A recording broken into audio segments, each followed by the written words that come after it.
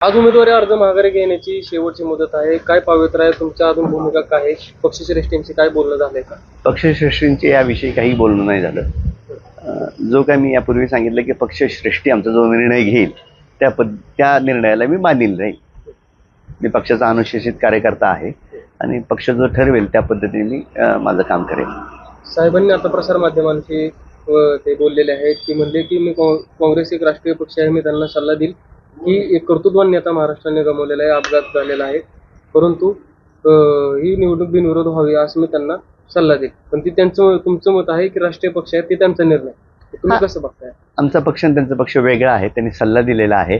वरिष्ठ त्याविषयी आमचा विचार करतील आणि ते निर्णय घेतील.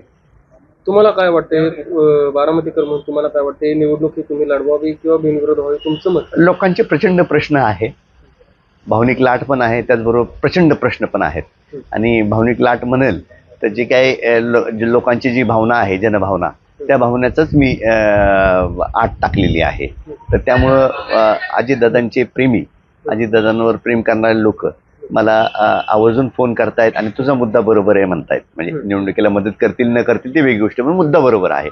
आणि असंख्य बारामती तालुक्यातील लोकांचा फोन येतो की हे ह्या समस्या आहेत. आता ही नदी आहे, नदीकाठचे जे दोन्ही कारखान्यामुळं जे काही पोल्युशन झालेलं आहे आणि त्यामुळं मासे मरतायत, कॅन्सरचं प्रमाण वाढलंय. त्याचबरोबर पाण्याचा प्रश्न आहे. जिरायत भागामध्ये, सुपे वगैरे त्या भागामध्ये मुलटीमोडीव पाण्याचा अजून प्रश्न तसा फार मोठा सुटला नाही. आणि बरेचसे असे असंख्य गॅसची टंचाई आहे, भार नियमन आहे, माळेगावचं तुमचं चुकीचं DP प्लॅन असेल मंजूर केलेला, या सगळ्या गोष्टीचं मला भडीमार होतोय. लोकांचे रकानेचे राखाने माझ्याकडे आलेले आहेत. त्या संदर्भात मी आता लोकांपर्यंत जाणार आहोत.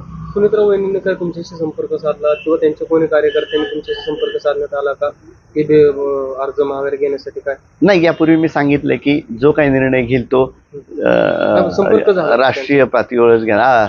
आमचं जे काही हायकमांड आहे तेच घेईल महाराष्ट्रातलं. आणि त्यामुळे त्यांना माहिती आहे की हा माणूस पक्षाशी निगडीत आहे, पक्षाशी बांधील आहे. तर ते त्यांना एकदम कन्व्हिन्स आहेत की ते मला भेटून माझे काही मनधरणी करणं काय उपयोग होणार असं नाही. हर्षवर्धन सपकाळ साहेबांची रोहितदादांनी भेट घेतलेली आहे.